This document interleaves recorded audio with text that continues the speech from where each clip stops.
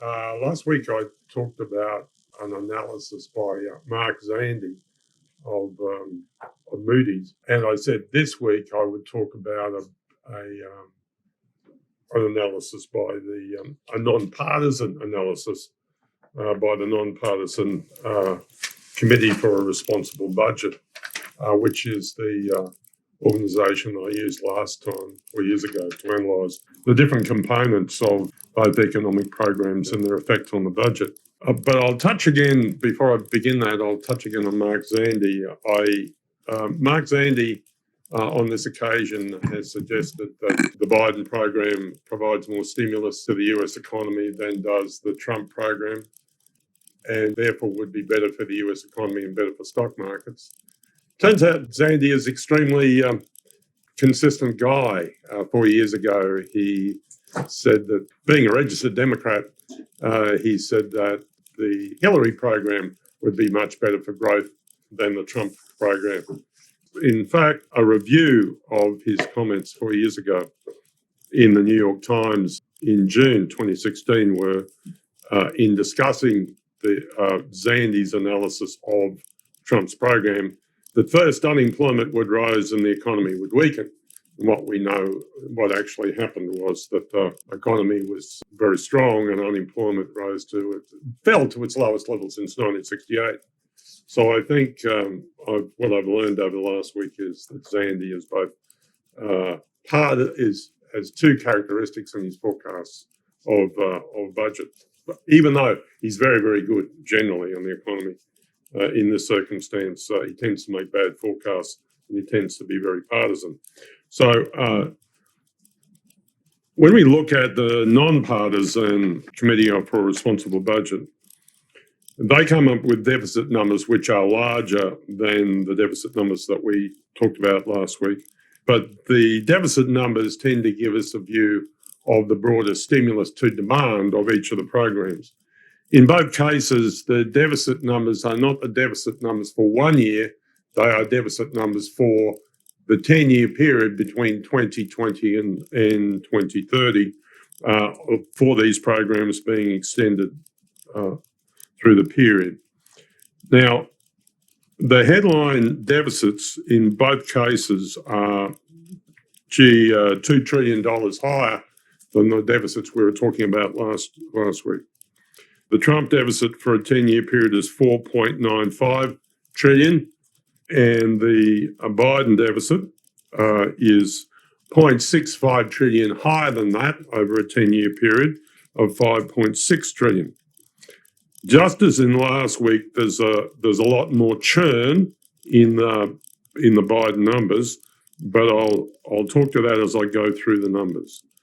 The sections that I'll just refer to today, and when I write this up, I'll provide greater detail, are childcare and education, healthcare and long-term care, social security and retirement, infrastructure, national security, immigration, tax policy, which is very important in this comparison, and relative expenditure on interest rates. Childcare. Now, one of the things that I've discovered over the last week or couple of weeks really of looking at the Biden program is it's very much the Bernie Sanders program. What had to happen was there was a compromise between Sanders and Biden to get all of the Sanders voters in the Democratic Party behind Biden for him to get the nomination of the convention.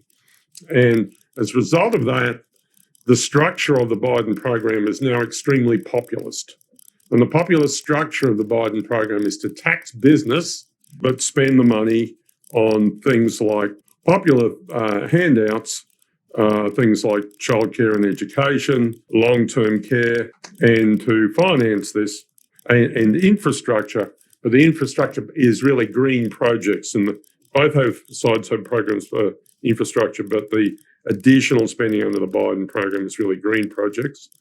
And in the case of the Biden program, where this extra money comes from is by taxes on business.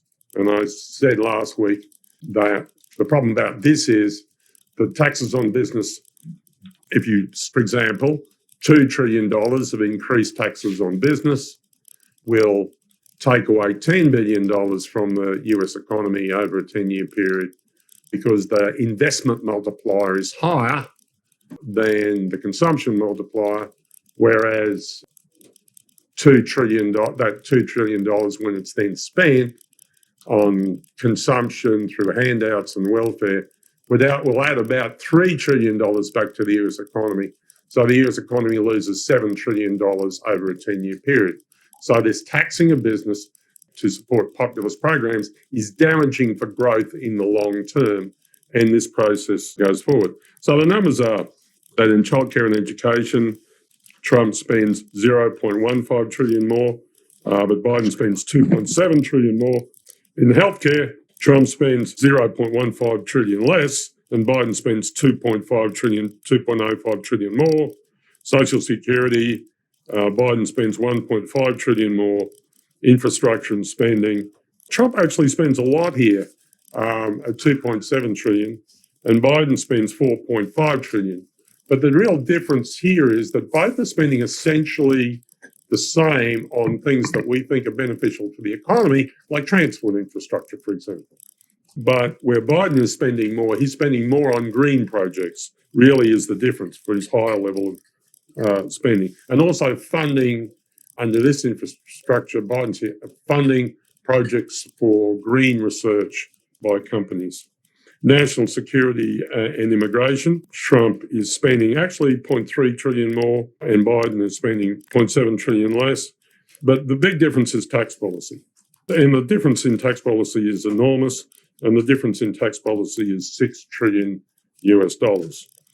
In Trump cuts taxes by 1.7 trillion, primarily in business, but also individual taxes. And Biden increases taxes by 4.3 trillion, and they're, for example, increasing the corporate tax rate up to 28%, and increasing the marginal tax rate. He said in one of his speeches that he was increasing the marginal tax rate to the same level it was in the George W. Bush administration. In fact, there was an article in the Wall Street Journal which pointed out that, in fact, is not true. What he's doing is because George W. Bush actually cut the top tax rate. What Biden is doing is increasing the top tax rate to the level when Bush gained office before he cut it. So, and interest payments are about the same.